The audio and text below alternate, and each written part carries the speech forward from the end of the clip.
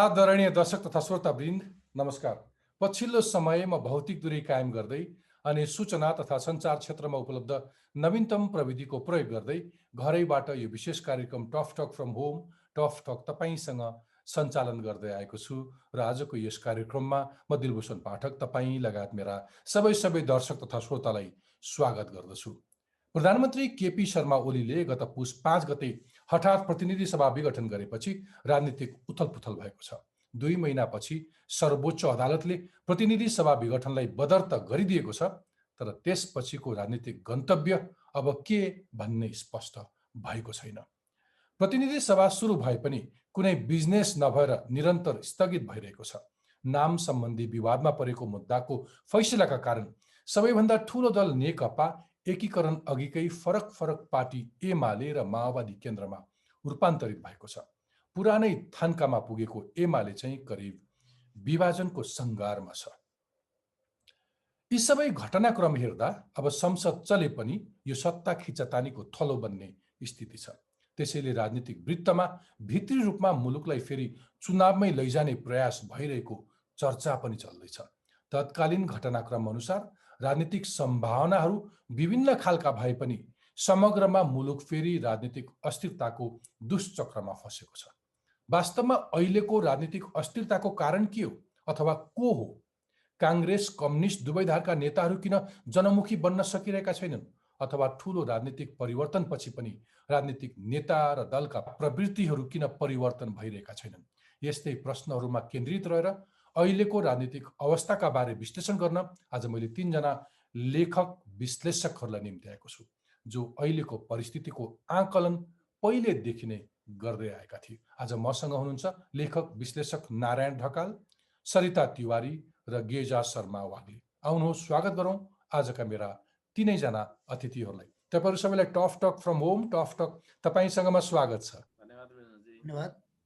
म आजको संवाद नारायण ढकालजीबाट सुरु गर्न चाहन्छु। नारायणजी, तपाईले गत पुस 25 गते एउटा कविता लेख्न भएको थियो। मलाई त्यो कविताको अंश सुनाउन मन लाग्यो। तपाई सुनाउनुहुन्छ कि म सुनाऊ? अमूर्त शहर एक वृत्तान्त। यो ठिकै अगाडि चाहिँ अहिले छैन मसित त्यो कविता। ठीक छ, म वाचन गरिदिन्छु। 2077 साल पुस 25 गते लेख्नु भएको अमूर्त शहर एक वृत्तान्त कविताको एक अंश छ। ऊ मेरो स्वप्निल आदर्श थियो, पहिले ऊ मेरो झरझराउँदो आशा थियो, तर यो उसको नाटक मात्र रहेछ। तर उसको अन्तस्करण अर्कै रहेछ। एक विप्लवपछि ऊ सम्राटको सिंहासनमा पुग्यो। जब ऊ सिंहासनमा चढ्यो, त्यसपछि यता ऊ आफ्ना पुराना यारहरू कसैलाई चिन्दैन। उसले आफ्नो जीवनै बिर्सेको छ। उसले स्वतन्त्रता र प्रेमको गीत बिर्सेको छ। उसले हिरासत र गोलघरको यातना बिर्सेको छ। उसले भोगको कहाली लाग्दो आफ्नै कथा बिर्सेको छ।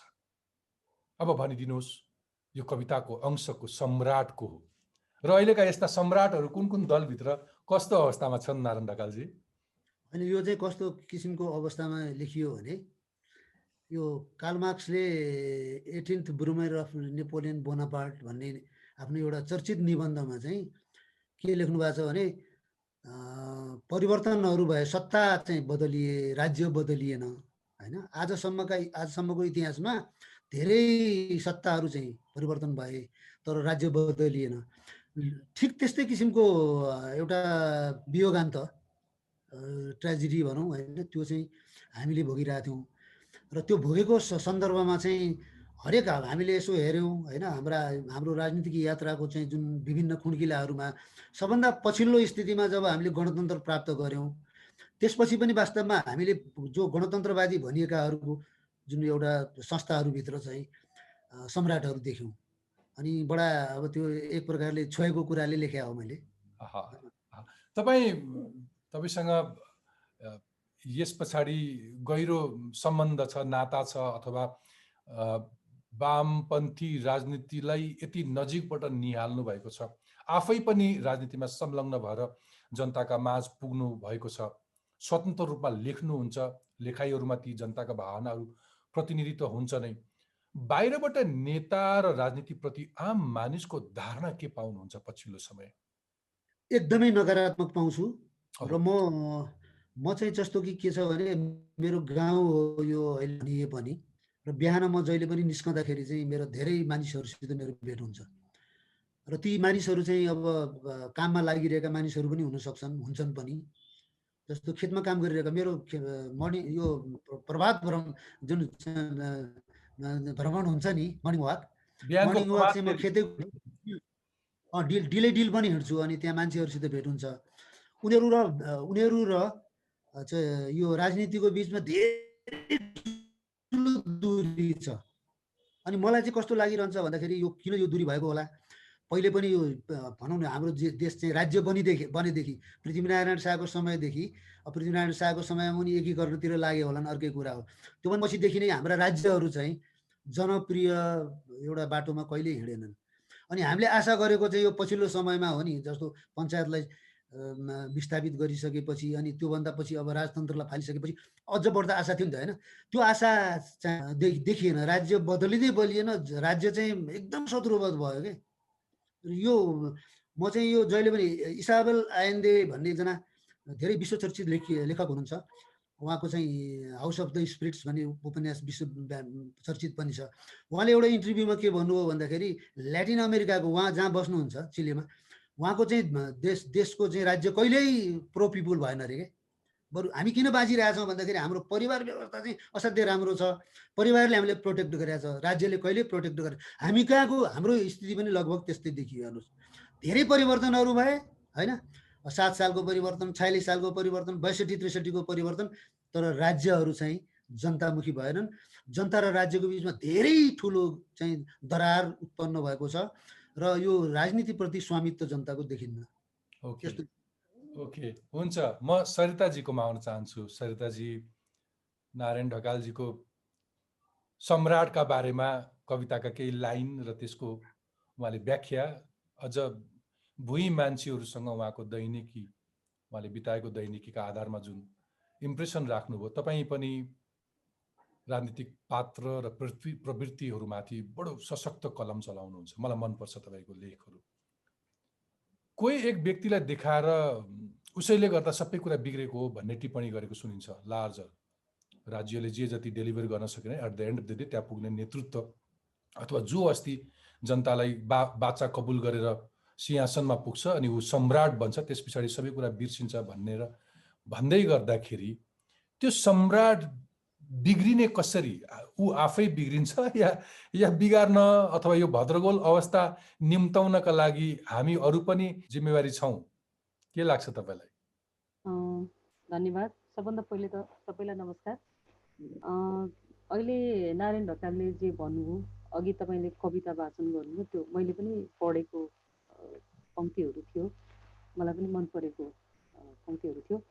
हामी सबैले अनुभूत गरेकै कुरा हो यो। म आफै पनि प्रत्यक्ष राजनीतिक यात्रामा केही समय मैले पनि गुजारेको हुँदाखेरि एक प्रकारले खास गरेर नेपालको वामपन्थी राजनीतिसँग चाहिँ हाम्रा अलि बढी अपेक्षाहरू थिए।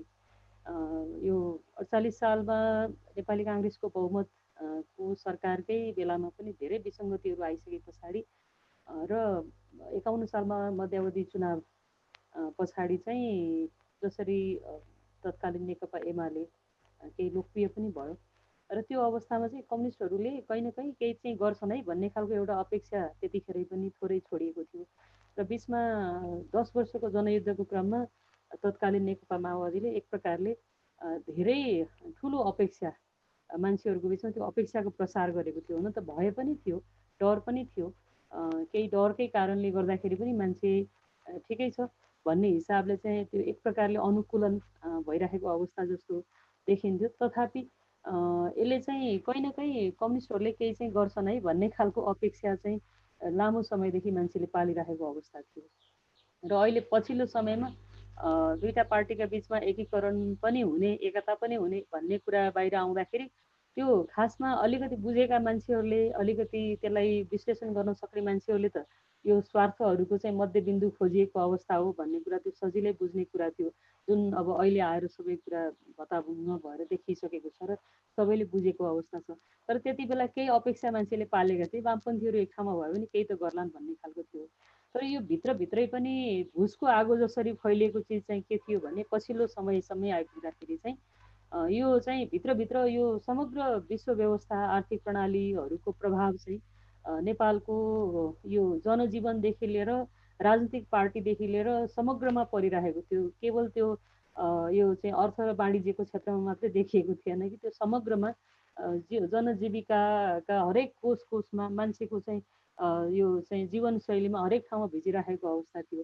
त्यसले गर्दाखेरि चाहिँ काहीँ न काहीँ राजनीति चाहिँ यसरी नै एउटा अघि दाइले त्रासदी भन्ने शब्द प्रयोग गर्नुभयो, त्यो एउटा ट्राजिक एउटा चाहिँ मोडमा आउनुपर्ने नै थियो। यसमा कुनै शङ्कै थिएन। यो मोरलेस ढिलो र चाँडोको मात्रै कुरा थियो। त्यो हुँदाखेरि चाहिँ अब पात्रको कुरा गर्दाखेरि अब अहिले हामीले चाहिँ सबैले टाढोबाट हेर्दाखेरि एउटा पात्र देखिन्छ पनि र त्यो बारम्बार देख्दाखेरि टड्कारो देखिन्छ। त्यसले गर्दाखेरि पात्रमाथिको हाम्रो जुन एउटा टिप्पणी छ त्यो त फेरि स्वाभाविक नै हो। तर त्यो पात्रलाई त्यहाँसम्म पुग्ने, त्यहाँसम्मको कल्पना गर्न सक्ने, यतिसम्म हरकत गर्न सक्ने चिजहरू फेरि यिनै एटमोस्फियरबाट, यिनै वातावरणबाट निर्माण हुँदै हुँदै आएका हुन् भन्ने मलाई लाग्छ। त्यो हुँदाखेरि चाहिँ व्यक्ति इतिहासमा व्यक्तिको कति भूमिका हुन्छ, व्यक्तिका निरङ्कुशताका, व्यक्तिका महत्त्वाकाङ्क्षाका कति भूमिका हुन्छन् भन्ने कुरा हेर्दाखेरि हामीले पछाडि फर्केर हेऱ्यौँ भने हिटलर जस्ता पात्रहरू अथवा चाहिँ अब अहिले आएर चाहिँ अब इन्डियामा देखिएका केही व्यक्तिहरूका कुराहरू अथवा अरू चाहिँ देशका अरू सरकारहरूका कुराहरूलाई हामीले एकचोटि चाहिँ रिभिजिट गर्नुपर्ने हुन्छ। तरै पनि व्यक्तिलाई चाहिँ व्यवस्थाले नै निर्माण गर्ने हुँदाखेरि चाहिँ यो समग्र दोष नै व्यवस्थामा नै छ, प्रणालीमा नै छ भन्ने चाहिँ मलाई लाग्ने गरेको छ। तपाईँले केही अघि एउटा लेख लेख्नुभएको हजुर प्रतिगमनका सारथी हो। हजुर यसमा तपाईँले के भन्नुभएको छ भने यो प्रतिगमन निमित्यान्न पार्नका लागि अरू पनि पात्रहरू छन्। हामी सामान्यतः देख्दाखेरि चिनमा एउटा पात्र देख्छौँ अनि केही पात्रप्रति मात्रै हामी ढुङ्गा पारिरहेका हुन्छौँ, आक्रोशित भइरहेका हुन्छौँ, दोष लगाइरहेका हुन्छौँ। तर प्रत्यक्ष अप्रत्यक्ष रूपमा यो एउटा पात्रलाई एउटा एउटा एउटा एउटा एउटा नायकलाई खलनायक बन्नतर्फ तपाईँ हामीले नै बचाउ गरी गरी योगदान पुर्याइरहेका हुन्छौँ भन्ने खालको आशय थियो। को नेताहरूको कस्तो कस्तो खालको प्रवृत्तिका कारण पश्चागमनतर्फ हामी लाग्यौँ, यसलाई अलिकति केलाइदिनुहुन्छ? होइन, मैले त नामै लिने गरेको छु। मैले बारम्बार मैले प्रचण्डमाथि त एउटा सिङ्गो आर्टिकल प्रचण्डमाथि नै लेखा हो र अरू मसिना नामहरू बाहिरबाट हेर्दाखेरि नदेखिने नामहरू जस्तो मैले यो राज्य व्यवस्था तथा सुशासन समितिमा रहेर काम गरेको हिसाबले चाहिँ शशी श्रेष्ठलाई मैले किन त्यो भनेको छु भने नेपाली महिला आन्दोलनमा उहाँहरूको एउटा ठुलो योगदान छ। उहाँहरूले नेपालको महिला आन्दोलनलाई धेरै उचाइमा पनि पुर्याउनु भयो र उहाँहरूसँग हाम्रो अपेक्षाहरू पनि थिए र हामीले कम्पेरिटिभली उहाँहरूलाई इमान्दार भनेको। तर उहाँहरू चाहिँ राज्यको यो सरकारको चरित्रसँग अथवा त्यस्ता मान्छेहरूका महत्त्वाकाङ्क्षाका चरित्रहरूसँग उहाँहरूले यस्तोसँग आफूलाई अनुकूलन बनाउनु भयो, यस्तोसँग एडजस्ट गर्नुभयो कि उहाँहरूले चाहिँ हामीले यो ठाउँमा बसेर यो चिज गर्नु हुन्छ कि हुन्न भन्ने कुरालाई त्यो एकदमै नजरअन्दाज गर्नुभयो। मैले पम्फा भूषालको पनि नाम लिएको थिएँ त्यो आर्टिकलमा। इभन मैले रामकुमारी झाँक्रीहरूले गरेको विरोधलाई उहाँहरू अहिलेसम्म नै मैले त उहाँलाई तोकेरै भनेको छु, उहाँ त टिकटक सेलिब्रेटी भएर बस्नुभयो नि त लामो समयसम्म, होइन? भनेपछि चाहिँ यो आफूलाई परेपछि आफ्नो टाउकोमा घन ठोकिएपछि मात्रै अनि आछु भन्न थाल्ने खालको जुन परिपाटी देखियो नि अहिले पनि। माधव कुमार नेपालले जब बोल्न थाल्नुहुन्छ केपी ओलीको अहङ्कार भन्नुहुन्छ लामो गरेर के, अनि यो चिजलाई यस चिजको डेभलपमेन्टमा माधव नेपालको भूमिका कति थियो, झलनाथ खनालको भूमिका कति थियो। अहिले हामीले चाहिँ शेरबहादुर देउवालाई अलि ब्याकग्राउन्डमा अलि पछाडिपट्टि राखिरहेको हुन्छौँ, होइन? अब यी सबै कर्ताहरूको हिसाबले हेर्दाखेरि चाहिँ मलाई चाहिँ कोही पनि त्यो तुलोमा जोख्यो भने कोही कमी लाग्दैन कि, होइन?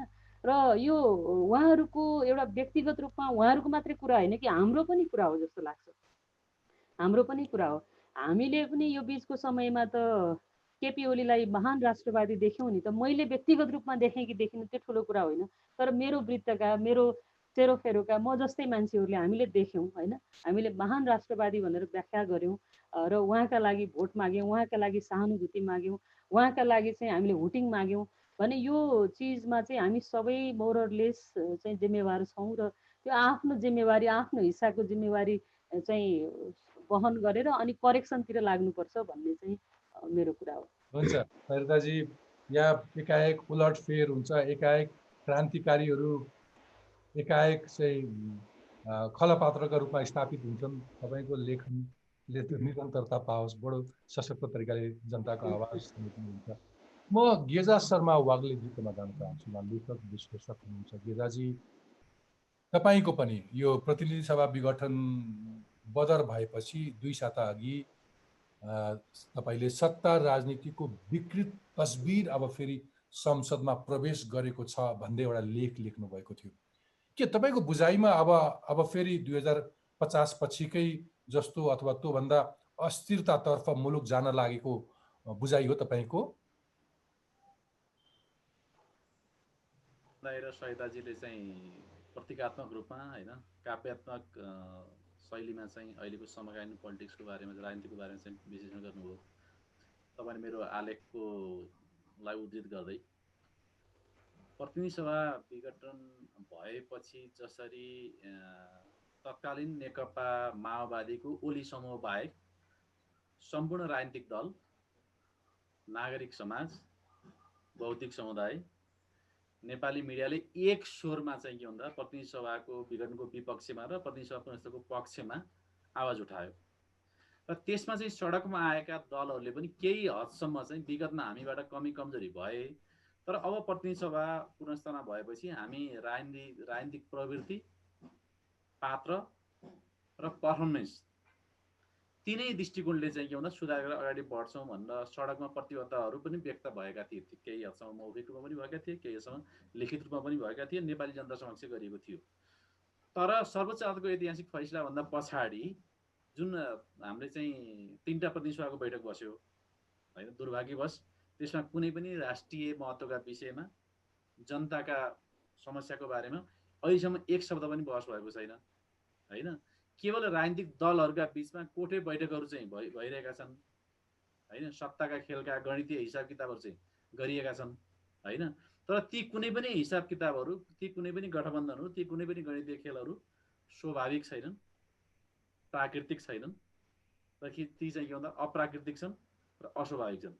जसरी हिजो सडकमा प्रतिबद्धता व्यक्त गरिएको थियो अथवा नेपाली जनता समक्ष प्रतिबद्धता व्यक्त गरेको थियो राजनीतिक दलहरू चाहिँ यदि अब प्रतिनिधि सभा पुनर्स्थापना भयो भने हाम्रो पार्टीले अथवा हामी यसरी होइन सङ्घीय लोकतान्त्रिक गणतन्त्रको कारण हामी यसरी गर्छौँ होइन, सुशासनका प्रश्नलाई हामी यसरी अगाडि बढाउँछौँ अनि जनताप्रति के भन्दा उत्तरदायी शासन चलाउँछौँ भनेर जसरी राजनीतिक दलहरूले चाहिँ प्रतिबद्धता व्यक्त गरेका थिए त्यसको ठिक विपरीत चाहिँ सत्ताको गणितीय खेलमा तपाईँले खास गरी 51 सालको जुन चाहिँ त्रिसङ्घको संसद बनेको थियो त्यति बेला चाहिँ सत्ताका जुन खालको विकृत तस्बिरहरू देखेका थिए त्यसको अर्को संस्करण चाहिँ अहिले देखिएको छ, जुन चाहिँ अत्यन्तै दुर्भाग्यपूर्ण हो। गेजाजी, मलाई अर्को एउटा सोध्न मन लागेको चाहिँ तपाईँ आफै नेपाली कङ्ग्रेससँग सायद वैचारिक निकटता राख्नुहुन्छ, त्यो दलका नेता र प्रवृत्तिहरूलाई राम्रोसँग बुझ्नुहुन्छ। अहिले मुलुक फेरि अस्थिरताको बाटोमा जाँदै गर्दाखेरि कम्युनिस्ट पार्टी र त्यसका नेतालाई मात्र दोष दिएर पुग्दैन होला सायद। यो अवस्थाको मतियार त काङ्ग्रेस पनि हो नि, होइन र? दिलजी, तपाईँले को प्रश्न सान्दर्भिक हो। नेपालमा विशेष गरी 3टा धारहरू छन्। एउटा लोकतान्त्रिक धार छ, अर्को वामपन्थी धार छ, अर्को चाहिँ कन्जर्भेटिभ धार छ। अहिले चाहिँ वामपन्थी धारमा आएको विभाजनभन्दा पछाडि नेपाली कङ्ग्रेसको भूमिका चाहिँ केही हदसम्म निर्णायक देखिन्छ र तपाईँले शब्द पनि प्रयोग गर्नुभयो मतियार भनेर। केही सार्वजनिक सञ्चार माध्यमहरूमा पनि त्यो प्रश्न चाहिँ नेपाली कङ्ग्रेसको सन्दर्भमा कतिपय सन्दर्भ उठेको पनि छ। र अहिले चाहिँ नेपाली कङ्ग्रेसले यद्यपि विगतमा खास गरी 51 सालमा जुन खालको त्रिसङ्घको सरकार बन्यो, संसद बन्यो, त्यति बेला चाहिँ धेरै खालका विकृति विसङ्गतिहरू देखिए। त्यति बेला 3वटै धारबाट गल्ती भएको थियो। त्यो त नेपाली कङ्ग्रेसको तर्फबाट पनि त्यतिकै कमजोरी भयो, वामपन्थी धारबाट पनि त्यतिकै कमजोरी भयो र कन्जर्भेटिभ धारबाट पनि त्यतिकै कमजोरी भयो होइन। अहिले बढी चाहिँ त्यो खालको वामपन्थी धारमा खास गरी तत्कालीन नेपाल कम्युनिस्ट पार्टी विभाजन भएपछि र अहिले पुनः सत्तारूढ नेकपा एमालेमा जुन खालको अन्तर्विरोध देखिएको छ, शक्ति सङ्घर्ष देखिएको छ, आरोप प्रत्यारोप देखिएको छ र सत्ताका लागि चाहिँ अहिले विगतमा भन्दा नेपाली कङ्ग्रेसले अलिक एउटा बिम्बको रूपमा पनि प्रयोग गरिन्थ्यो नेपाली कङ्ग्रेसलाई होइन। कङ्ग्रेसलाई सत्ता भनेको अक्सिजन हो भन्ने हुन्थ्यो होइन।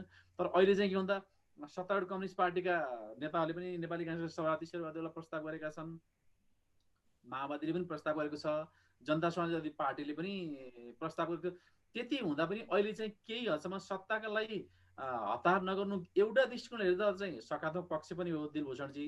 तथापि पुनःस्थापित प्रतिनिधि सभालाई सफल बनाएर जनताको भावना अनुरूप चाहिँ प्रतिनिधि सभा र राज्य सञ्चालन गर्नुपर्ने जिम्मेवारी उत्तिकै जिम्मेवारी नेपाली कङ्ग्रेसको पनि हो।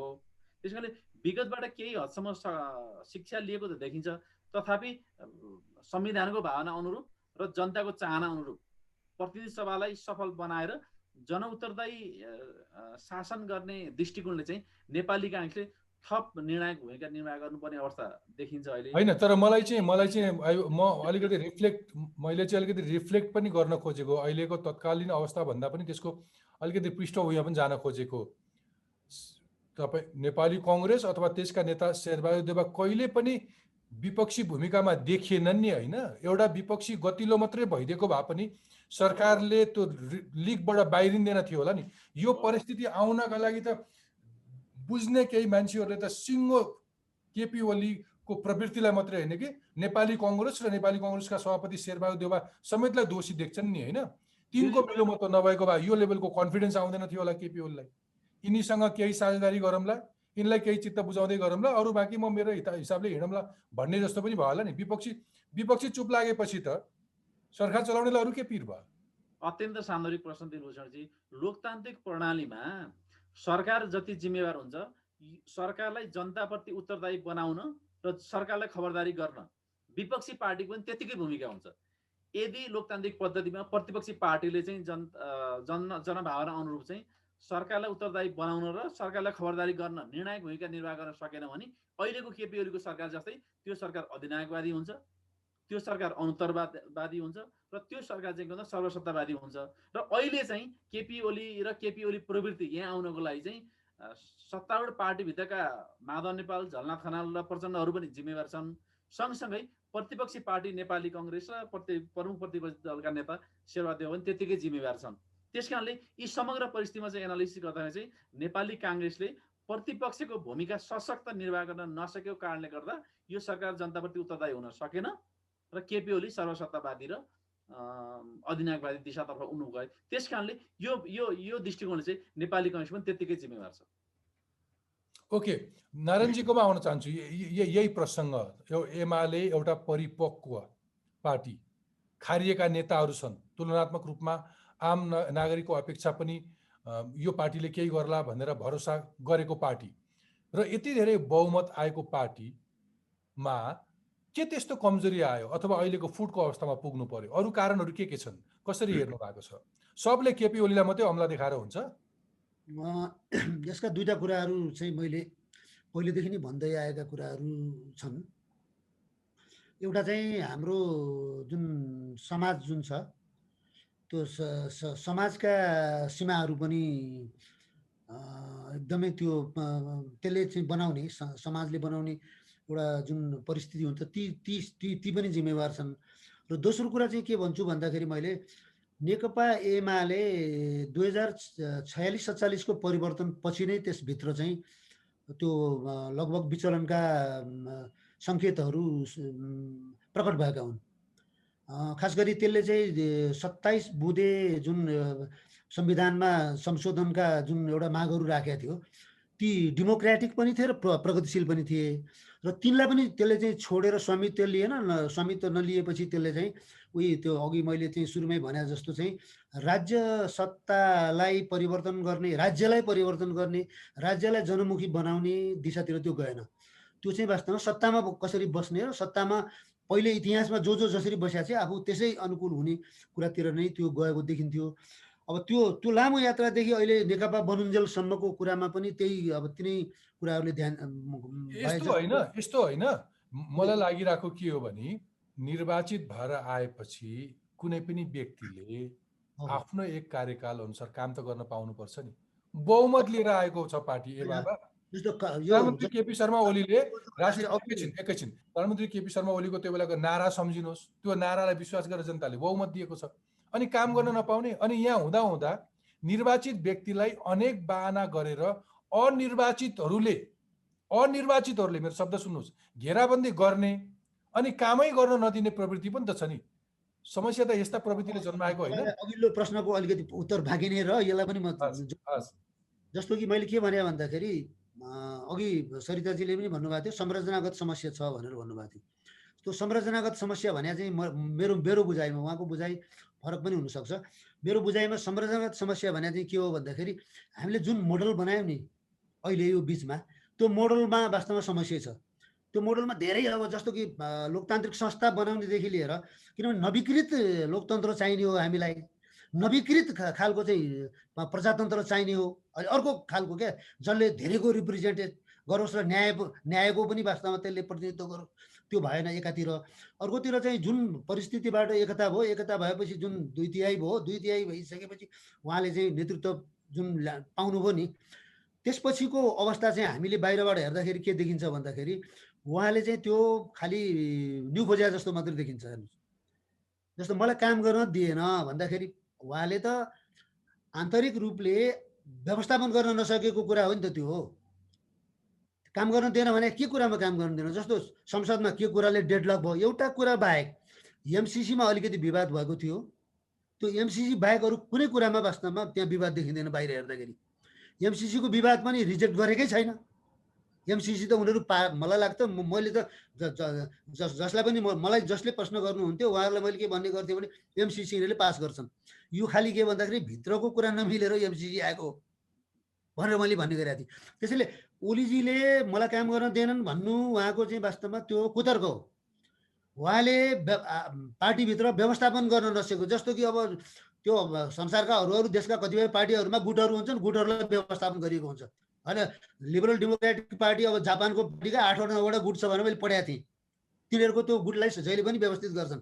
ब्रिटेन अब युके जस्तो कि बेलायतमा पनि वास्तवमा कन्जर्भेटिभ लिबरलहरूको बिचमा गुटहरू हुन्छन्, गुटहरू मिलाउँछन्, एउटाले सकेन भने अर्कोलाई दिन्छन् होइन। अर्को त्यहाँ त अहिले त जुन एउटा फिक्स टर्म पार्लियामेन्ट सम्बन्धी कानुन 2011मा आइसकेपछि त उनीहरूले के गरिए भन्दाखेरि अब चाहिँ त एउटाले सकेन भने त्यही पार्टीको अर्कोले पनि सक्छ भने दिने भनेर त्यस्तो किसिमको परम्परा त्यहाँ बसिसकेको छ। हाम्रो यहाँ चाहिँ उनले आफू कलिग्सहरू जसलाई उनले तिलस्मी प्रचण्डसित उनले एउटा तिलस्मी खालको चाहिँ एकता गरे। त्यो एकता तलसम्म राजनीतिक रूपले कसैले प्रश्न उठाएन, किनभने यो पार्टीलाई अराजनीतिकरण गरिसकेको थियो। 2046-47 पछि नै गरिसकेको थियो। त्यो प्रश्न उठाउने किसिमको त्यो तब्का नै छैन यहाँ होइन। त्यो गरिसकेपछि उनले जुन ढङ्गले आए कमसेकम प्रचण्ड मिलाउनु पर्थ्यो, माधव नेपाललाई यसो सन्तुलनमा राख्न सक्थे नि उनले। शेरबहादुर देउवा विपक्षी दलको नेतालाई सन्तुलनमा राख्न सक्नेले आफ्नै पार्टीको भित्रलाई सन्तुलनमा राख्न सक्थ्यो। तथापि यसले पनि अर्को सङ्कटलाई त लिड गर्थ्यो, किनभने उनी मुखले मात्र जे भनिरहेको थिए नि त्यो काममा त त्यो भइरहेको थिएन नि। भ्रष्टाचार जिरो म गर्दिनँ, म पनि गर्दिनँ, अरूलाई नि गर्न दिन्न भने कुरा मात्रै हो क्या। भ्रष्टाचार त व्यापक भएको छ। ट्रान्सपेरेन्सी इन्टरनेसनलले त्यसै भने होइन।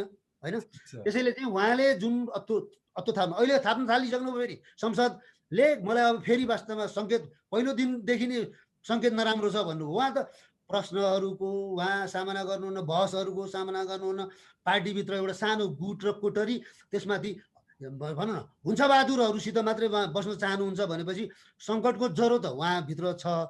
तर त्यत्तिकै सङ्कट अब समानान्तर रूपले उहाँका हिजोका होइन अब कामरेड इन आर्म्सहरूसित पनि थियो। सरिताजीले अघि भनिसक्नु भएको छ, त्यही कुरा मेरो पनि त्यसमा सहमति छ। हुन्छ, अब म सरिताजीकोमै जान चाहन्छु नि त। मेरो अलिकति यसमा केही आफ्नो रिजर्भेसन पनि छ। कुनै पनि बाहनामा हरुवा चाहिँ फेरि अर्को चोर बाटोबाट जितेर नपुगेको ठाउँमा जानु हुँदैन भन्ने प्रश्न पनि हो। सरिताजी, कुनै नेता चुनावमा हार्छ अनि फेरि उसलाई शासकीय नेतृत्वमा जाने आकाङ्क्षा पलाउँछ। उसको आकाङ्क्षाका कारण पार्टीभित्र फेरि लफडा सुरु हुन्छ अनि निर्वाचित भएर मुलुक वा पार्टी शासन चलाउने वैधानिक पाएको व्यक्ति चाहिँ अनि तिनको घेराबन्दीमा पार्छ, सब मिलेर घेराबन्दीमा पार्छ। यो समस्या हो कि होइन? हामीले यो एक प्रकारले संविधानको परिपालना गर्ने कुरामा कहाँबाट चाहिँ कमजोरी भयो भनेर हेर्ने हो भनेदेखि त सबैभन्दा टड्कारो त तपाईँले अहिले उठाएकै कुरा हो। किनभने हामीले एउटा व्यक्तिको कुरा गर्दाखेरि व्यक्तिमा समस्या हुन्छ भन्ने कुरा त अघि पनि आयो, अहिले पनि उहाँहरू दुवैजनाले भन्नुभयो। तर फेरि पनि सिस्टमलाई कमजोर बनाउन र यतिसम्म धराशायी बनाउने कुरामा चाहिँ सबैले आफ्नो ठाउँबाट भूमिका खेले।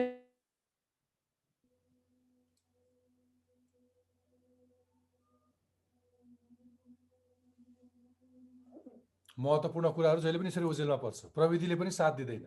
हजुर हजुर जब चुरो कुरा गर्न थाल्छौँ हामी, होइन सरिताजी तपाईँले दोहोऱ्याउनुपर्छ। तपाईँको पछिल्लो 1 मिनटको संवाद अड्किएको थियो। महत्त्वपूर्ण कुरा यसरी नै ओझेल पर्छ भनेर हामी यहाँ ठट्टा गर्दै थियौँ। रिस्टार्ट गरौँ। फेरि अड्कियो जस्तो छ। संविधानको परिपालना गर्ने कुरामा कहाँबाट चाहिँ कमजोरी भयो भनेर हेर्दाखेरि कमजोरी भन्दा पनि नियतपूर्वक गरिएका चाहिँ एक प्रकारका षड्यन्त्रहरू नै हुन् होइन। सबैलाई चाहिँ अघि तपाईँले भनेकै जस्तो त्यो खालको महत्त्वाकांक्षा हिजो माधव नेपालले पनि त्यो महत्त्वाकांक्षा देखाउनुभयो, अरूले पनि ती कुराहरू हुँदै आइरहेका छन्। खास गरेर वामदेव गौतम र नारायण काजी श्रेष्ठलाई ल्याउने कुरामा आखिरमा संविधानको उल्लङ्घनका कुराहरू त ती साना साना देखिएका कुराहरूले पनि त धेरै ठुलो प्रभाव पार्छन् नि त भन्ने कुरा हो। र समग्रमा चाहिँ राजनीतिलाई दिशाहीन बनाउनलाई, राज्यलाई गैर जिम्मेवार बनाउनलाई चाहिँ यी सबै कुराले चाहिँ लाउ दिने भन्ने एउटा शब्द छ। मैले आफ्नो लेखहरूमा पनि यो शब्द प्रयोग गर्ने गर्छु। यो लाउ दिने काम चाहिँ धेरै ठाउँबाट हुँदै आए। यिनै चिजहरूले चाहिँ अन्ततोगतमा यस्तो खालको परिणाम आउनु पर्थ्यो भन्ने चाहिँ मलाई लाग्छ। यही परिणाम आउनु पर्थ्यो, किनभने योभन्दा राम्रो परिणाम दिने खालका इनपुट्सहरू त हाम्रो राजनीतिमा थिएनन्।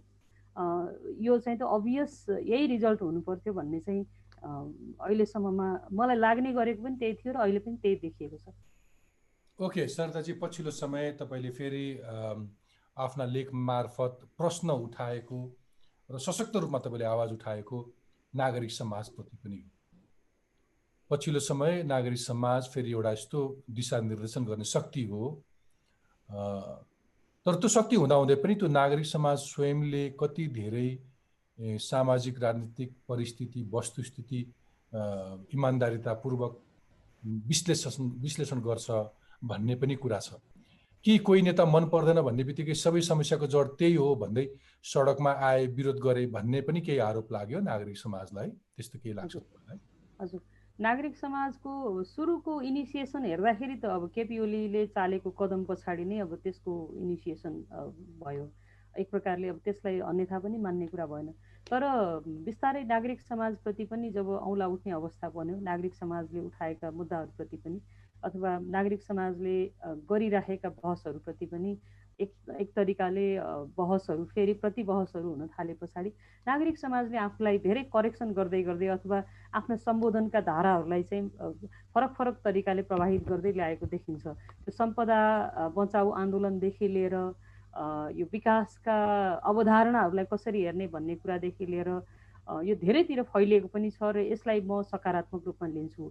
र समग्रमा नागरिक आन्दोलन भनेको सबै थरी विचारका मान्छेहरूको एउटा मिलन बिन्दु मात्रै हो।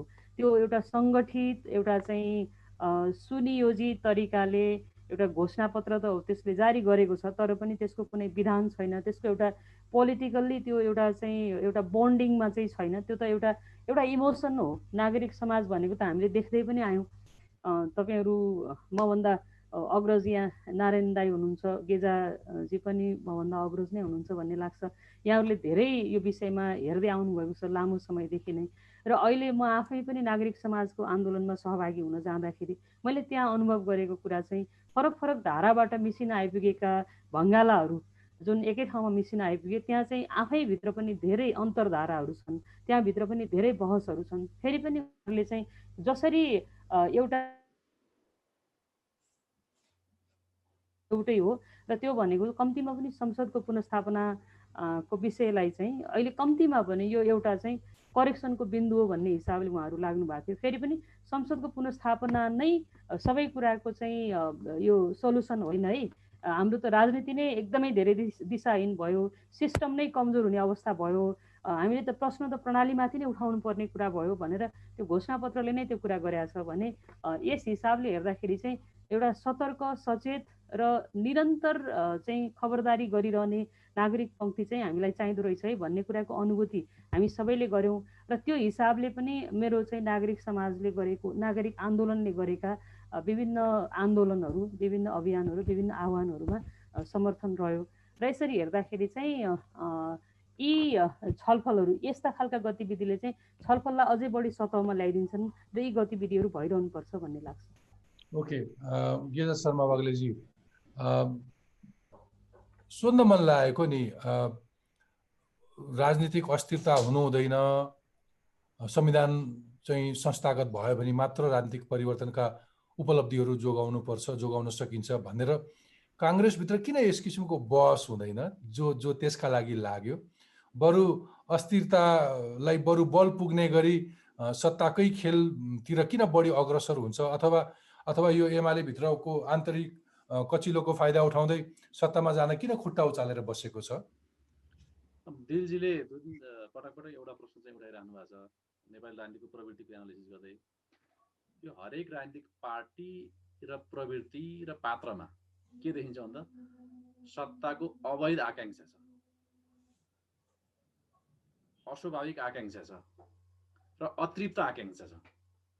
त्यो अवैध अतृप्त र अस्वाभाविक आकांक्षाको कारणले गर्दा सबै राजनीतिक धार, सबै राजनीतिक पार्टी, सबै राजनीतिक प्रवृत्ति र सबै राजनीतिक पात्रमा यसको प्रतिबिम्ब देखिन्छ। त्यस कारणले गर्दा यसको तस्बिर विकृत देखिएको छ।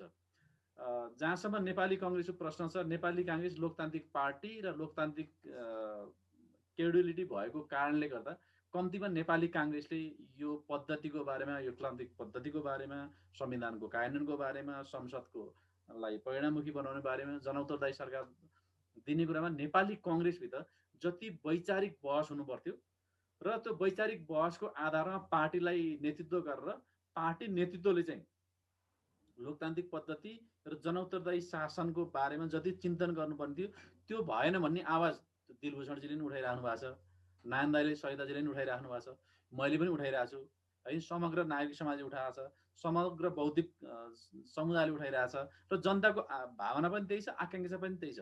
तर त्यसका बावजुद पनि नेपाली काङ्ग्रेसले यसमा सशक्त भूमिका निर्वाह गर्न सकेको पनि छैन र नेपालको राजनीतिमा सार्थक हस्तक्षेप पनि गर्न सकेको छैन। यो चाहिँ दुर्भाग्यपूर्ण हो हैन। तथापि अहिले विगत केही समयदेखि नेपाली काङ्ग्रेसको बारेमा हेर्ने भने विगतमा नेपाली काङ्ग्रेस तर्फबाट धेरै कमी कमजोरी पनि भए, त्रुटिहरू पनि भए। अहिले चाहिँ विशेष गरी तत्कालीन नेपाल कम्युनिस्ट पार्टीको विभाजन र अहिले चाहिँ के भन्दा नेकपा एमाले, सत्तारूढ नेकपा एमाले भित्रको शक्ति सङ्घर्ष पछाडिको सत्ताको खेलमा नेपाली काङ्ग्रेसले चाहिँ धेरै ध्यान दिएको जस्तो देखिँदैन। यद्यपि यसका पार्टीगत रूपमा नेपाली काङ्ग्रेसका आफ्नै स्वार्थहरू होलान् हैन, तथापि अहिले सबै राजनीतिक पार्टीहरूले चाहिँ सत्ताको बागडोर लिनु पर्यो भनेर नेपाली काङ्ग्रेसले आग्रह गर्दा पनि सत्ता राजनीतिमा धेरै उत्सुक नहुने कुरा चाहिँ विगतको कमजोरीबाट केही हदसम्म शिक्षा लिएको हो कि भन्ने एउटा बेनिफिट अफ डाउट चाहिँ दिन सकिन्छ, जुन कुरा पर्याप्त चाहिँ छैन दिलभूषणजी। तथापि नेपाली काङ्ग्रेसका दोस्रो र तेस्रो पुस्ताका पङ्क्तिहरूले यो विचारको वकालत गरेर पार्टीको रूपान्तरण र मूल्यको राजनीतिको बारेमा र जनउत्तरदायी शासनको पक्षमा वकालत गरेको कारणले गर्दा केही सुधार र रूपान्तरणका सङ्केतहरू पनि देखिन्छन्। नारायण ढकालजी, यो अहिलेको फेरि अदालतको निर्णय पछाडिको नेकपा एमाले भित्र माधव कुमार नेपाल, झलनाथ खनाल समूहले उठाइरहेको चाहिँ विधि पद्धतिको विषय नै हो बढी जस्तो। केपी ओलीको सरकार, ओली सरकारले अथवा केपी ओलीले विधि पद्धति ख्यालै गरेनन् भनिरहेका छन्। कम्युनिस्ट पार्टीमा त फेरि यो नयाँ होइन, विगतमा पनि यस्तो हुन्थ्यो र यस्ता खालका समस्या टुटफुटको परिस्थिति आउँथ्यो। त्यो बेला यस्ता मुद्दाहरू कसरी समाधान हुन्थे र यो पालि त्यसरी गरेर समाधान हुन्छ अथवा कतातिर उन्मुख छ? यो विधि पद्धतिको कुरा चाहिँ कस्तो रहेछ भन्दाखेरि यो चाहिँ बोल्सेविक पार्टीमा स्टालिनले एकचोटि के गरिदियो भन्दाखेरि एकदम पुरा क्रान्तिकारी मजदुर वर्गको पार्टी बनाउनु पर्यो भनेर जम्मै आफ्ना मान्छेहरूलाई हुले, त्यो रुसी कम्युनिस्ट पार्टीको इतिहासमा चाहिँ पाइँदैन त्यो। अनि अरूले अलि हुन्छ नि समानान्तर रूपमा अरूले लेखेका कुराहरूबाट पाइन्छ त्यो। अनि स्टालिनले कस्तो बनायो त पार्टी भन्दाखेरि त्यो चाहिँ हेर्दाखेरि चाहिँ त्यो चाहिँ लुट्ने सत्तालाई चाहिँ लुट्ने त्यो परम्परा चाहिँ पहिलेदेखि स्टालिनले नै सिकाएर छन् होइन। त्यो परम्परा चाहिँ थियो। तर यो बिचमा चाहिँ के देखियो भन्दाखेरि अलि बढ्ता अश्लील होइन, अलि भद्दा, अलि नमिलेको जस्तो ओलीले चाहिँ, किनभने अब बैठक डाकेको छ बैठकमै नजानी होइन।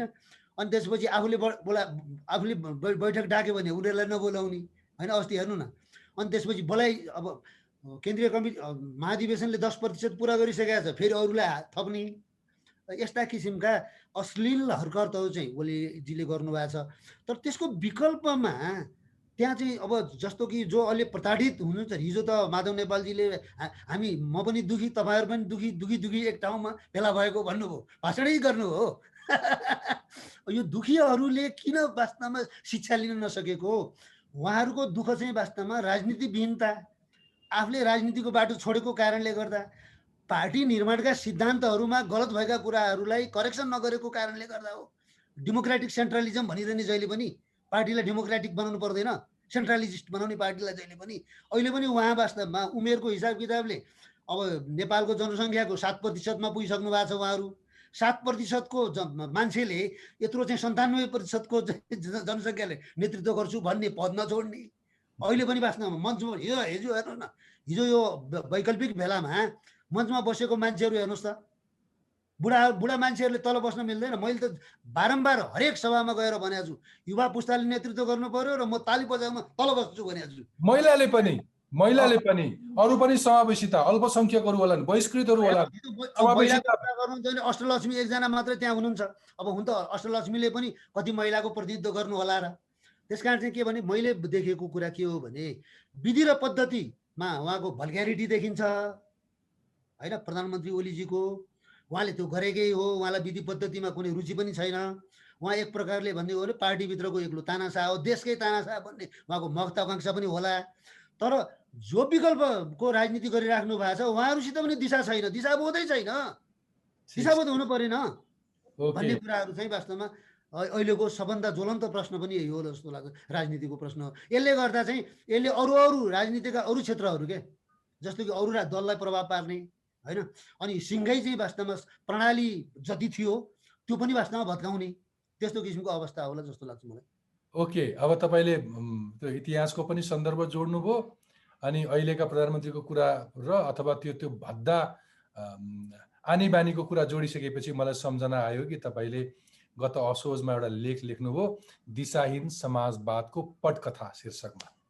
त्यहाँ तपाईँले आफ्नो लेखमा भारतका प्रधानमन्त्री इन्दिरा गान्धीको जस्तो भद्दा नक्कल गरी पपुलिजम गर्दै हिँडे हाम्रा प्रधानमन्त्री भनेर भन्नुभयो। अनि गर्नुपर्ने कुरा गरेनन्, नगर्नुपर्ने कुरा ज्यानै दिएर लागेर गरे भनेर टिप्पणी गर्नुभयो प्रधानमन्त्री ओलीमाथि। यदि तपाईँले भने जस्तो प्रधानमन्त्री ओली पपुलिजमको पछाडि दौडेका हुन् भने अबको यो उनको गन्तव्य कहाँ पुगेर अन्त्य हुन्छ अथवा उनको राजनीतिक भविष्यबारे कुनै आकलन गर्नुहुन्छ? यो मेरो अन्तिम प्रश्न। एकदमै मैले आकलन गर्छु। उहाँको राजनीतिक भविष्य त एकदमै खतरामा छ।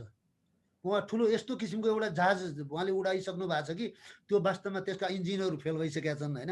कहाँ गएर खस्छ वास्तवमा त्यो हामीले हेर्न मात्र बाँकी हो। हेर्नुहोस्, किनभने उहाँले जब पद्धति बनाउनु भएन, किनभने पपुलिजमको एउटै कुरा के भने पद्धतिहरू बिगार्ने, पुरा प्रणाली भत्काउने हो कि पपुलिजम भने त्यस्तो हो।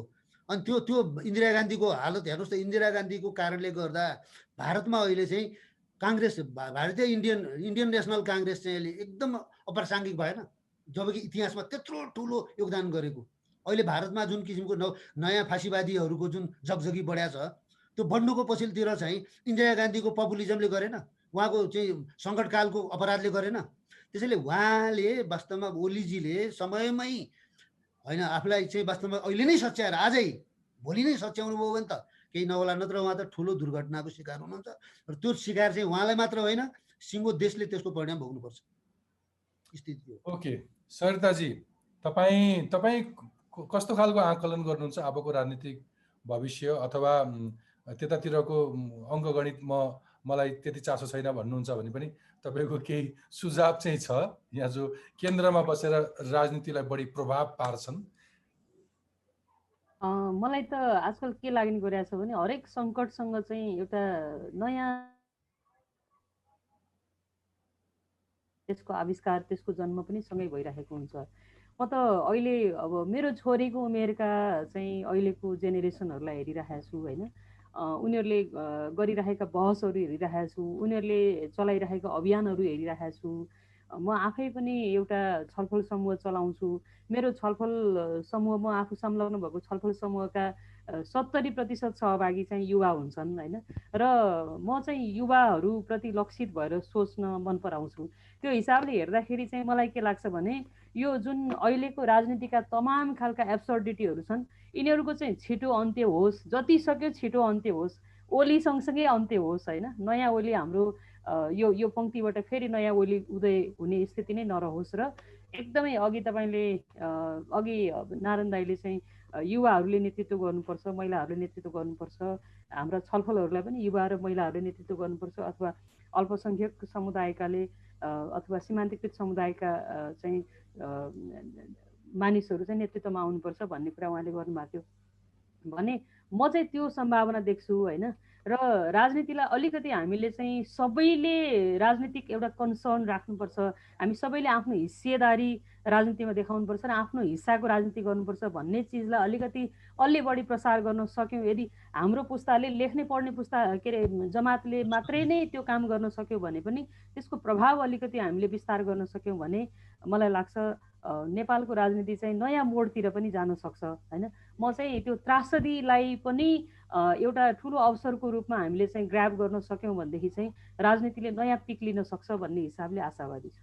सरिताजी, मलाई बडो आदर जागेर आयो, तपाईँले बडो मिठो कुरा गर्नुभयो। तपाईँले फेरि युवाहरूसँग अलिकति बढी संवाद पनि गरिरहेको छु भनिरहँदाखेरि मलाई पनि यो खालको अन्तर्वार्ता भन्दा पनि पछिल्लो समयमा कसैलाई प्रश्न सोध्नु त पर्छ नै, त्यसले अरू जिम्मेवार जवाबदेही बनाउँछ भन्छु नै, तर अरू धेरै संवाद चाहिएको छ भनेर भन्छु। मेरो प्रश्न के हो भने तपाईँले ठ्याक्कै सकिसक्नु भएको थियो तर पनि सोध्न मन लाग्यो कि एकजना ओली खराब भनिरहँदाखेरि अन्य नेताहरूमा 100% स्वभाव ठिक छ भन्ने कुनै पनि कोणबाट छैन।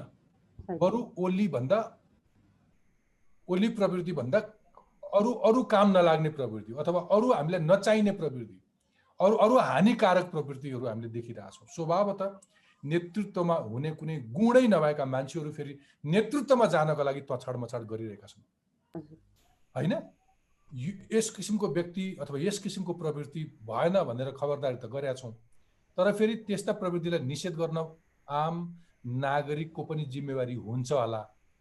हाम्रो नागरिकको भूमिका कति छ र तिनले कति बुझेका छन्? तपाईँले त संवादको क्रममा कति पाउनु भएको छ? यो कतिजनाको चिन्ता हो? फेरि सबका सब कार्यकर्ता सबका सब झन्डा बोकेर तिनका पछि लाग्ने होला। तपाईँले भन्नुभएको थियो कि अघिल्लो लेखमा चाहिँ मान्छेले बचाउ गरे, प्रचण्ड महँगो घाटमा सुतेको, प्रचण्डले एउटा महँगो घडी किन लाउनु नहुने भनेर बचाउ गरे। तिनै मान्छेहरूले नागरिक समाज भनेर सडकमा होइन मुर्दाबाद भनेर सडकमा आइरहेछन्। होइन, यो मैले देखेको चाहिँ के छ भने नागरिक आवाज पनि अलि सङ्गठित अझै सङ्गठित हुन सकेन। जस्तो अहिले यसपालि हामीले गरेको अनुभव चाहिँ अलिक काठमाडौँ केन्द्रित बढी भयो। हामीले चितवनमा त्यो कोसिस गऱ्यौँ, हामीले धेरै साथीहरूलाई निमन्त्रणा पनि गऱ्यौँ, पत्रकार साथीहरूलाई पनि बोलायौँ, तर फेरि यस्तो बेलामा चाहिँ फेरि कस्तो भने पक्षधरता देखाउने अवस्थाका मान्छेहरू हुँदो रहेछन् कि म चाहिँ यतापट्टि प्रतिबद्ध छु भन्ने हिसाबले देखाउनु पर्ने, तपाईँले अघि भनेकै जस्तो।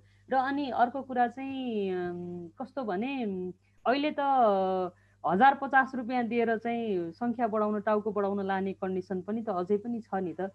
त्यसको चाहिँ प्रभाव आम वृत्तमा अहिले पनि छ। त्यो हुँदाखेरि चाहिँ नागरिक पङ्क्ति चाहिँ हरेक सहरमा हरेक चाहिँ राजधानीभन्दा बाहिरका केन्द्रहरूमा पनि नागरिक पङ्क्तिलाई अझै बलियो बनाउने चुनौती हामीसँग छ।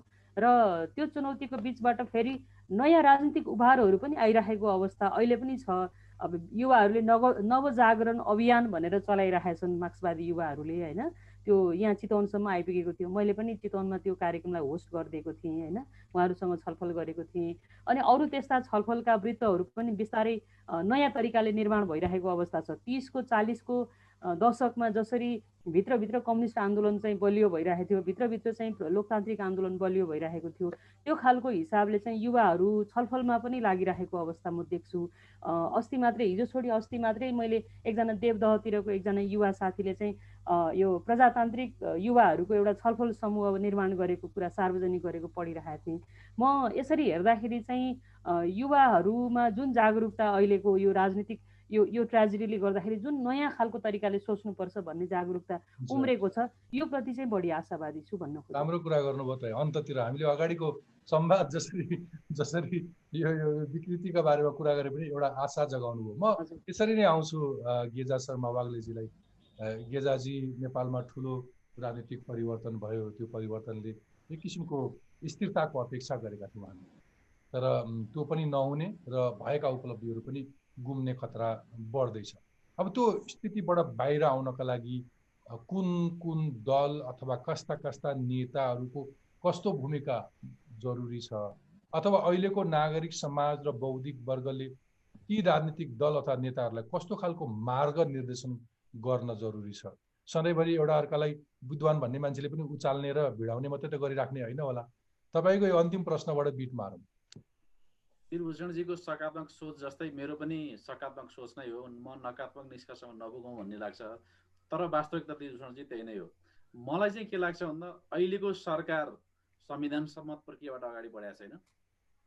पोलिटिकल पार्टी राजनीतिक दलहरू विधि सम्मत प्रक्रियाबाट सञ्चालन भएका छैन।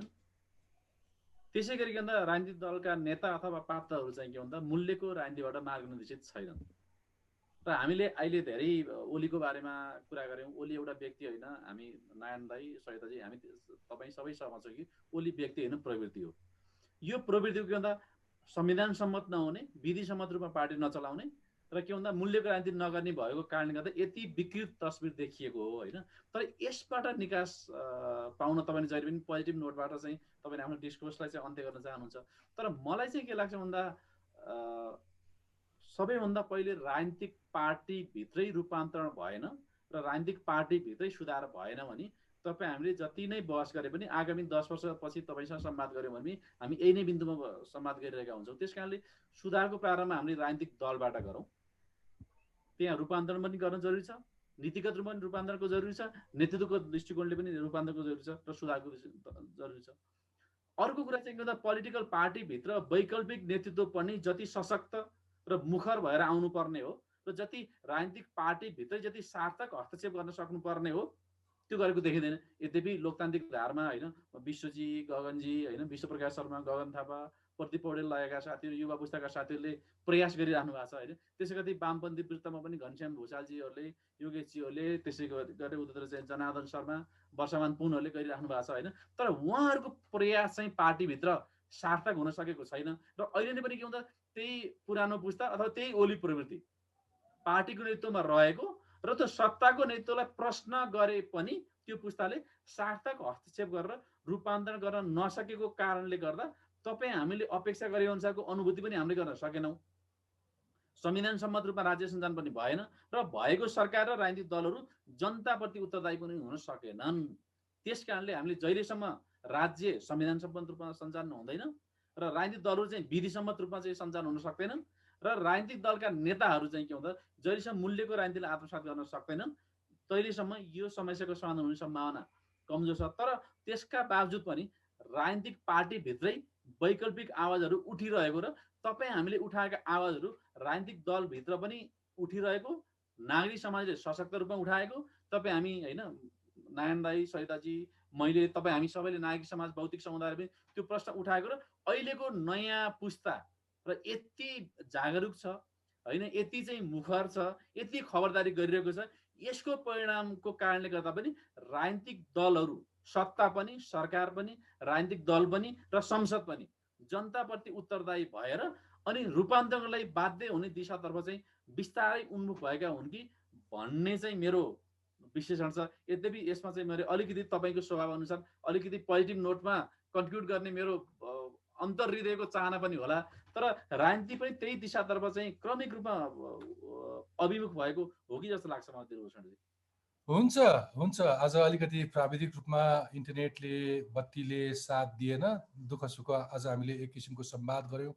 सधैँ राजनीतिक समसामयिक राजनीतिमा जनताका आवाजलाई मुखरित गर्ने क्रममा बडो सशक्त ढङ्गले कलम चलाउने, राजनीतिक विश्लेषण गर्ने तपाईँहरूले समय दिनुभयो, आफ्नो विचार राख्नुभयो। यो सम्भवतः मेरो दर्शक श्रोतालाई अर्थपूर्ण हुने नै छ। पछि यो सबै कुरा नर्मल भएपछि स्टुडियोमा भेटौँला। आजको महत्त्वपूर्ण समय र विचारका लागि तपाईँहरूलाई धेरै धेरै धन्यवाद। धन्यवाद वीरभूषणजी। टफ टकमा अब तपाईँको प्रश्न। नमस्ते, म नरसिंह बागवती, प्रदेश 3 काठमाडौँ निवासी। आजको मेरो गुनासो एवं सवाल रहेको छ हाम्रो देशका वरिष्ठ राजनेताहरूको निमित्त। म उहाँहरूलाई के सवाल गर्न चाहन्छु भने हाम्रो देशको राजनीति किन यति खस्केको? खासमा राजनीति भनेको देशको हितको लागि, जनताको हितको लागि हुनुपर्ने हो। त्यही पनि उहाँहरू आज आफ्नो व्यक्तिगत स्वार्थलाई बोकेर कुर्सीको राजनीति, सत्ताको राजनीति र पार्टीको राजनीति गर्दै हिँड्नु भएको छ। खासमा हामी अहिले प्रजातन्त्रमा जिइरहेका छौँ, त्यसैले गर्दा उहाँहरूको नीति भनेको प्रजानीति हुनुपर्ने हो। त्यही पनि आज उहाँहरूलाई आफ्नो व्यक्तिगत स्वार्थबाट नै फुर्सद छैन। उहाँहरूको यो प्रवृत्तिको कारणले गर्दा आज बाहिरी शक्तिहरूले आँखा लाउने मौका पाइरहेका छन्, जसले गर्दा हाम्रो देशको स्वतन्त्रता र स्वाधीनतामा नै आज सङ्कट उत्पन्न गराइदिएको छ। खासमा हाम्रो देश भनेको समृद्धि र विकासको बाटोमा हिँड्नुपर्ने हो। त्यसैले गर्दाखेरि म अझै उहाँहरूलाई के आह्वान गर्न चाहन्छु भनेदेखि सम्पूर्ण राजनेताहरू मिलेर समग्र रूपमा 3 करोड जनतालाई नै खुसी पार्ने गरेर देशलाई समृद्धि र विकासको बाटोमा लानुहोस् भन्ने गहिरो बिन्ती गर्न चाहन्छु। धन्यवाद। नमस्कार, म नवीन छेत्री, गोर्खा जिल्लाबाट, हाल काठमाडौँ। मेरो प्रश्न यो छ कि सत्ता र भत्ताको लागि कतिन्जेलसम्म राजनीति गर्ने? यो राजनीति भन्ने शब्दबाट अहिलेका युवा पुस्ताहरू वाक्क दिक्क भइसके। फेरि पनि हामी विकासमा देशमा अग्रगामी छलाङ मार्नको लागि भन्दै विभिन्न फोस्रा गफहरू दिन्छौँ। आखिर त्यसको परिणाम भने हात लागि सुन्ने। देश र जनताप्रति वफादार रही देश निर्माण गर्ने राजनीतिज्ञ हामीले कहिले पाउँछौँ? अबदेखि टकटकमा तपाईँ आफै पनि प्रश्न राख्न सक्नुहुनेछ। सरकारमा बस्ने हुन् वा प्रशासन चलाउने, सार्वजनिक ओदामा बस्ने हुन् वा समाजका जिम्मेवार व्यक्ति, तपाईँ जसलाई पनि प्रश्न गर्न सक्नुहुनेछ। उत्तर नआउन पनि सक्छ, तर प्रश्नको प्रभाव अनेक किसिमले परिरहेकै हुन्छ। त्यसैले आजै आफ्नो मोबाइल फोन उठाउनुहोस्, क्यामेरा अन गर्नुहोस्, नाम र ठेगाना भन्नुहोस् र कसलाई के प्रश्न हो आधा मिनटभित्र सोध्नुहोस् र हामीलाई पठाउनुहोस्। हामी सबैभन्दा उत्कृष्ट प्रश्नलाई कार्यक्रममा समावेश गर्नेछौँ। हवस् त, आजलाई बिदा दिनुहोस्। टकटकको युट्युब पेज तथा फेसबुक पेजमा प्रतिक्रिया लेख्न तथा सब्सक्राइब गर्न नभुल्नुहोला। स्वस्थ रहनुहोस्, सुरक्षित रहनुहोस्। आजलाई बिदा दिनुहोस्। नमस्ते, शुभ।